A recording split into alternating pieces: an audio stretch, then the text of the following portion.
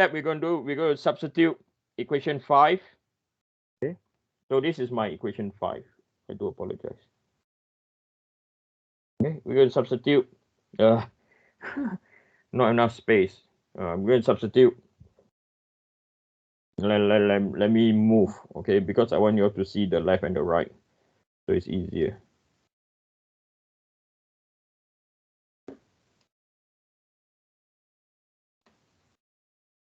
So substitute equation 5 into equation number 4. Okay, so we have Px. This is equal to stress x1, A1, right, plus, so stress x2 is equal to E2 over E1, stress x1, A2. Okay, A2. Okay, and then we can change this to Px is equal to stress x1, right? And then you take out stress x1, you have A1 plus by E2 over E1 multiplied by A2. Let me write this out better, okay? So this is E2 over by E1, A2. And then finally, your stress x1 is equal to Px, okay, divided by A1 plus by E2 over E1, and then you multiply by A2 and you close your bracket. So this is the expression to use for axial loading for sandwich material. Okay.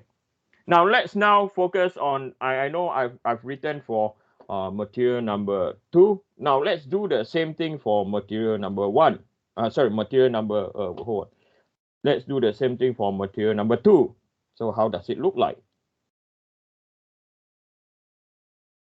Okay. So now, so I'm just going to write the same thing. Okay. So now this is for material number 2. Right. So again, I'm going to let, right, stress x1. So now this is E1 over E2, right? Stress x2. Again, this is derived from equation 3. Exactly the same. Okay. So we're going to substitute. Again, this is known as our equation number 5. Same steps. We're going to substitute 5 into 4.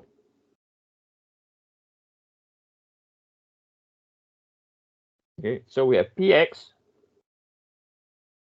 So now we have an expression for stress x1. So E1 over E2, right? Stress x2, A1, right? And then we plus by stress x2, A2. Okay. Then we tidy things up a bit like what we have done before. So Px is equal to stress x2, right? Then we put a bracket, E1 over E2 multiplied by A1 plus by A2. And finally, right, we have our stress x2 is equal to Px over E1 over E2, okay, multiplied by A1, okay, plus by A2. That's it.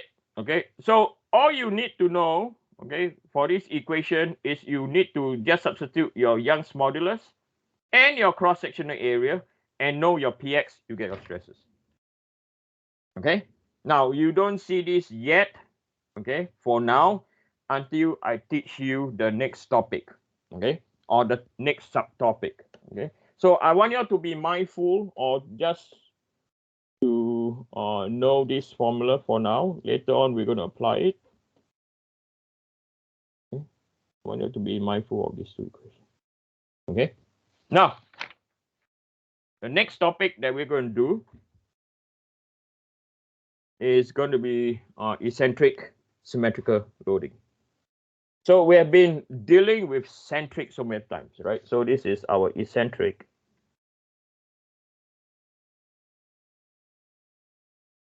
symmetrical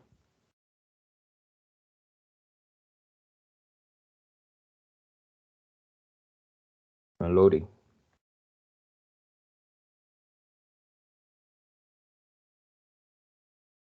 Okay, and there's not a lot of difference. Okay, there's only one term that is different. Okay, and in eccentric symmetrical loading, okay, in eccentric symmetrical loading,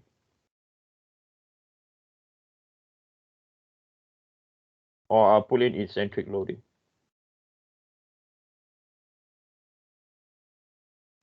Okay, eccentric loading. The normal stress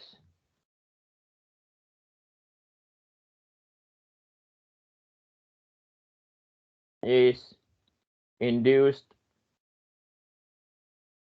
by both axial force. Okay, so you have axial force and bending moment.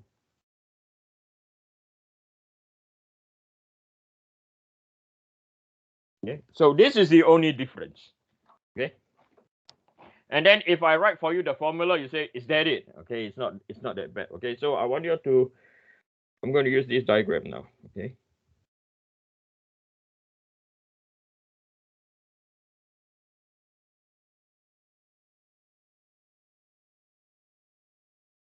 and I'm going to copy the other diagram.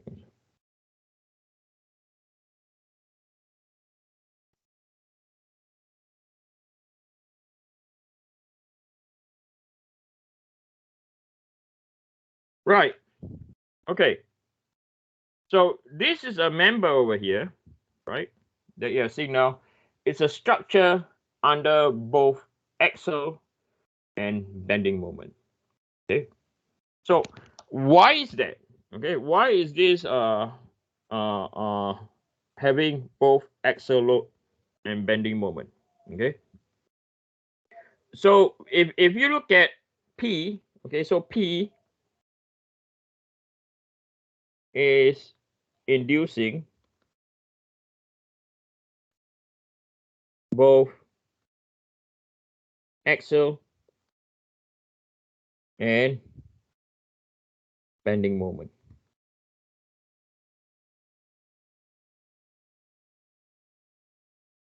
Okay. Now, once again, we look at where failure will occur. Okay. So for this case, failure will occur at point C. Right? It's the same like if I take a ruler, if I bend, okay, if I bend a ruler, it's going to fail at the same thing at the where? At the same center. Okay. So from here, right, the stress in the x direction. So we look over here. Okay. So at point C is where we are going to have our failure. Yes or no? Okay. So we know based on so at point C, okay, at point C, right? So we're going to focus at point C. Based on Newton's third law,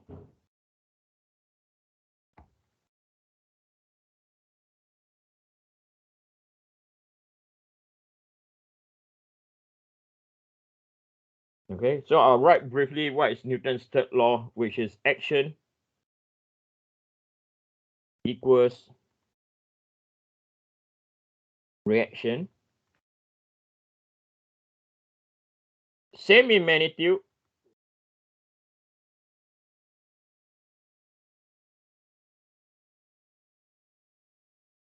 different in direction.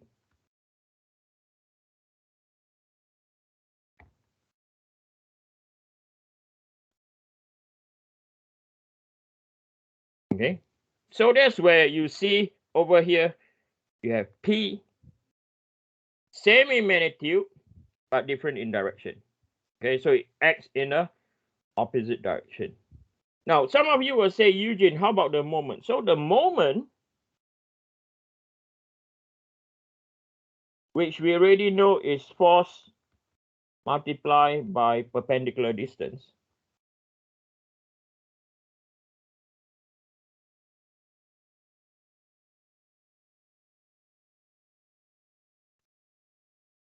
So this will be equal to force, which is your P, multiplied by the distance D, which is this distance over here. So that's where the moment is.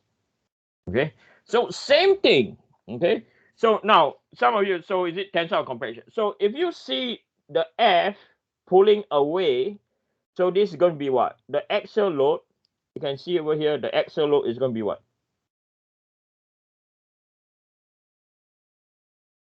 Will induce a tensile force or tensile stress. Induce tensile stress.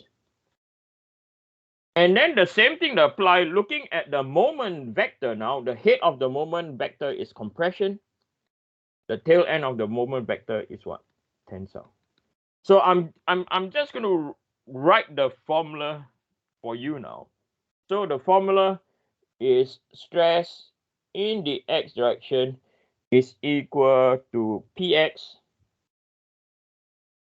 divided by area, okay, minus by mz over izz multiplied by y.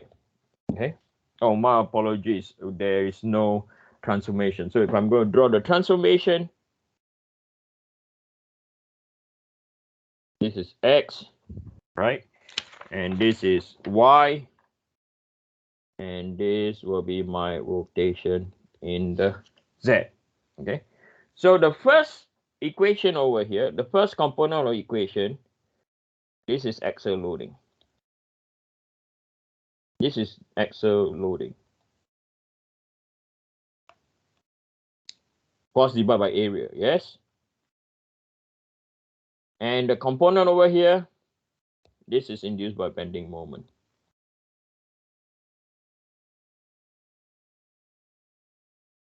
Okay, that's induced by bending moment. So now, if we were to sketch the normal stress distribution, okay, if we were to sketch the normal stress distribution, so we are going to apply this figure up here. Okay, so we're going to look at the cross-sectional view. Okay, we're going to look at the cross-sectional view.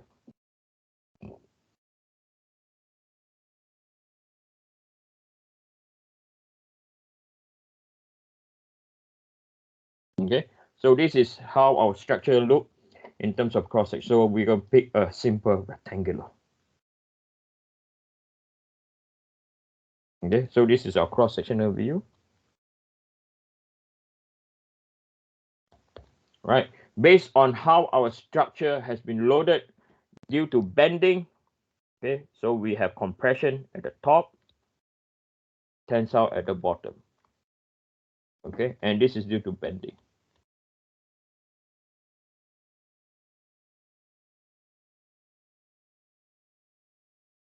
So now we are going to sketch the stress distribution. Okay, so we're going to sketch the stress distribution. So let me put in a different view. Okay, so let me shift this such that it's easy for us to draw.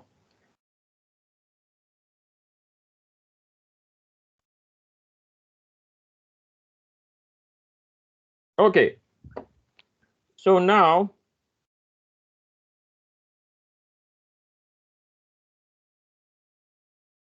we're going to draw. Okay, so this is still our stress x. This is our y. Okay, so we're going to draw stress x is equal to px over a. Okay, do I call it? Yeah, px over a.